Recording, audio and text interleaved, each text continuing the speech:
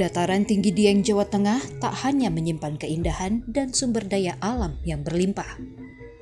Di ketinggian 2.200 meter, tiga agama dan kepercayaan terjaga dalam harmoni selama berabad-abad lamanya. Agama Jawa kuno, Hindu, dan Islam. Masyarakat Dieng pertama kali menganut agama Jawa kuno termasuk Kapitayan sejak era prasejarah. Hindu lalu masuk ke Dieng pada abad ke-7.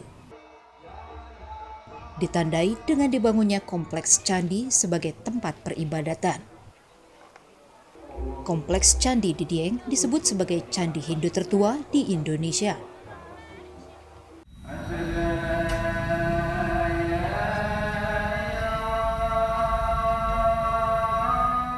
Islam menjadi agama termuda yang masuk ke Dieng.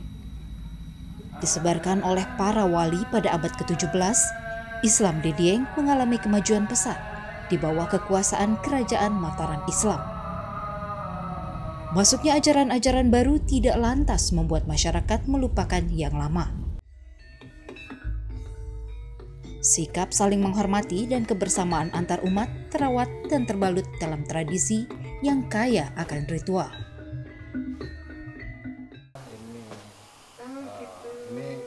Pasangan suami istri Slamet Waluyo dan Khalifah boleh jadi mewakili tak hanya potret keharmonisan rumah tangga, namun juga pluralisme di Dieng. Aduh, kalau perbedaan itu banyak ya.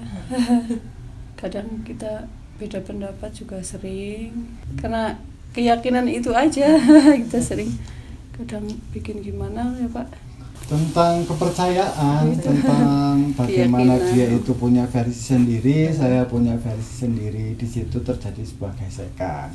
Tapi gesekan itu tidak membuat kita itu terpecah belah. Tapi dengan gesekan itulah kita saling memahami untuk bisa bersatu lebih rukun dan lebih kuat lagi. Sebagai seorang Kapitayan selalu menjaga, menghormati apa yang menjadikan dia sebagai tempat untuk beribadah. Dan kebetulan dari kami seorang Kapitayan, di mana di situ juga punya area-area khusus untuk menenangkan batin. Gua-gua kita dirawat juga oleh warga Muslim NU. Jadi kita itu saling menghargai dan menghormati.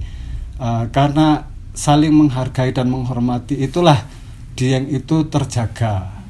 Di wilayah Dieng ya khususnya itu kan ada semacam kepercayaan dan lain sebagainya. Tapi kalau kita lihat dari awal Islam masuk ke tanah Jawa khususnya Dieng itu, memang masyarakatnya sudah siap untuk menerima agama Islam. Islam itu adalah rahmatan lil alamin. Jadi intinya kita sebisa mungkin saling menjaga keharmonisan antar umat beragama. Bagi sejarawan, keterbukaan dan kearifan lokal menjadi kunci penting terciptanya pluralisme di Dieng.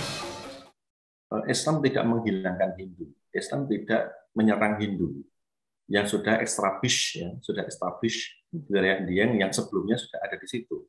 Tapi justru dibangun satu bentuk komunitas baru. Hampir semua wilayah Nusantara pada masa itu kan semacam wilayah yang terbuka bagi apapun dan siapapun. Secara historis adalah memang masyarakat yang plural. Tapi dengan mempertahankan tradisi-tradisi lokal, local wisdom misalnya itu kemudian diramu dengan modernitas, ya, dan kemudian itu membangun sebagai sebuah wacana kemodernan.